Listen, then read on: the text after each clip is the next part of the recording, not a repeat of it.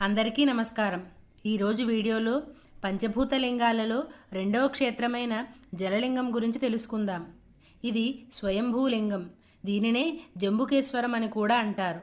తమిళనాడులో తిరుచికి 11 కిలోమీటర్ల దూరంలో ఉంది. ఇది శ్రీరంగ క్షేత్రానికి అతి సమీపంలో ఉంది. ఏనుగుల చేత పూజలు అందుకుంటున్న క్షేత్రం అని కూడా అంటారు. పూర్వం ఇక్కడ జంబు వృక్షాలు ఉండటం చేత జంబుకేశ్వరం అనే పేరు వచ్చింది. జంబు వృక్షాలు అంటే నేరేడు చెట్లు. ఇక్కడి లింగము స్వయంభూలింగము. దీనికి 2 కథనాలున్నాయి.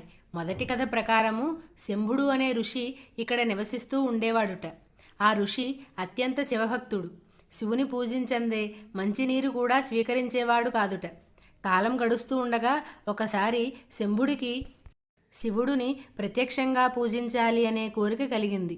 ఆ విధంగా శివుడిని ప్రసన్నం చేసుకోవడం కోసం తపస్సు చేయడం ఆరంభించాడు.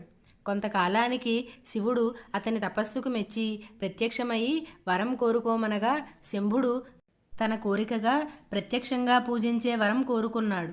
భోళాశంకరుడు అంగీకరించి అక్కడ లింగ రూపంలో వెలిశాడు. జంబువృక్ష రూపంలో నన్ను పూజించదవు అని వరం ఇచ్చి అంతర్ధానమయ్యాడు. శివుడు శంభుడికి ఇచ్చిన వరం ప్రకారం లింగంగా ఆవిర్భవించగా శంభుడు జంబువృక్షమై శివుని అర్చిస్తూ ఉంటాడు.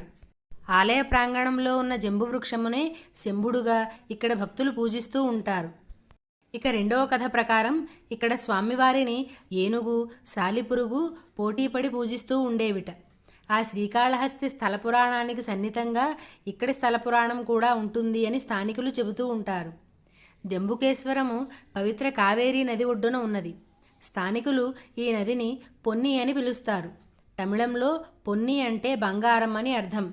ఇక్కడ కావేరీ నదిలో స్నానం ఆచరించడం, జంబుకేశ్వరుడిగా వెలిసిన శివుడిని కొలవడం చాలా శ్రేష్టమని స్థానికుల నమ్మకం.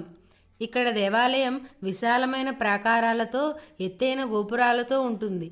దేవాలయము 5 ఎకరాల విస్తీర్ణము, 5 ప్రాకారాలు కలిగి ఉంటుంది. ఆలయానికి మొత్తము 7 గోపురాలున్నాయి.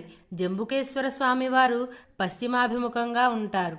గర్భగుడి పక్కన అఖిలాండేశ్వరి ఆలయం కూడా ఉంది. ఆలయ ప్రాకారంలో జంబుకేశ్వర స్వామి ఆలయము, అఖిలాండేశ్వరి ఆలయమే కాకుండా అనేక ఉపాలయాలు, అనేక మండపాలు ఉన్నాయి.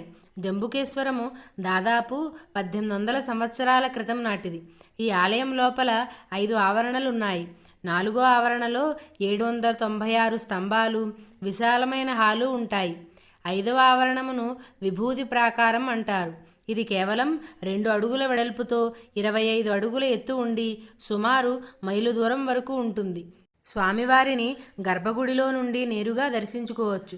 అలా కాకుండా గర్భగుడి పశ్చిమ ముఖం అంతర్భాగమైన రాతి కిటికీలో నుండి కూడా స్వామివారిని దర్శించుకోవచ్చు. పార్వతీదేవి కావేరీ నదీ జలాలతో లింగాన్ని చేసి తపస్సు చేయగా శివుడు ప్రత్యక్షమై జ్ఞానాన్ని బోధించాడు అంటూ ఉంటారు. అందుకే ఈ ఆలయాన్ని జ్ఞాననేత్రం అని కూడా అంటారు. ఈ జంబుకేశ్వర స్వామి జలలింగంగా పేరు పొందినప్పటికీ ఇక్కడి లింగము నీటిలో ఉండదు. లింగం పానవట్టం నుండి ఎల్లకాలము నీరు ఊరుతూ ఉంటుంది. ఈ విషయము భక్తులకు చూపించేందుకు లింగం పానవట్టంపై ఒక వస్త్రం కప్పుతారు. కొంతసేపటికి ఆ వస్త్రాన్ని తీసివేసి పిండుతారు. ఆ పిండిన వస్త్రం నుండి నీరు వస్తుంది. మనము వర్షాకాలంలో వెళ్ళినట్టయితే నిజంగా నీటిలో ఉన్న శివుణ్ణి మనం చూడగలము. గర్భగుడి గవాక్షానికి నవద్వార గవాక్షం అని పేరు. గర్భాలయంలో ఉన్న జంబుకేశ్వరుడినే అప్పులింగేశ్వరుడు, నీరు తిరల్నాథర్ అని కూడా పిలుస్తారు. జంబుకేశ్వర స్వామి దేవేరి అఖిలాండేశ్వరి అమ్మవారు. ఇక్కడ అమ్మవారు చతుర్భుజాలతో నిలబడిన భంగిమలో ఉంటారు. 4 భుజాలలో పై 2 చేతులతో కలువలు పట్టుకున్నట్లు, కింద చేతులు అభయహస్తం, వరదహస్తంతో ఉంటారు. అఖిలాండేశ్వరి అమ్మవారు పూర్వము చాలా ఉగ్రకళతో ఉండేవారుట.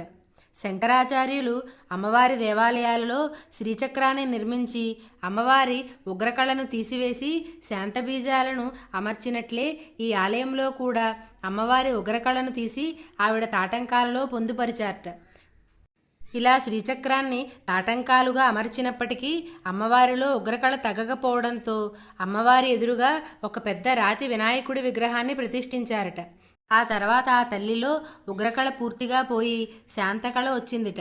ఈ తాటంకాలను మనం ఇప్పటికీ చూడొచ్చు. ఇంతటి మహిమగల ఈ ఆలయాన్ని జీవితంలో ఒక్కసారైనా చూడాలి. మీకు ఈ వీడియో నచ్చితే మరిన్ని వీడియోల కోసం ఈ ఛానల్కు సబ్స్క్రైబ్ అవ్వండి, షేర్ చేయండి. Thank you so much.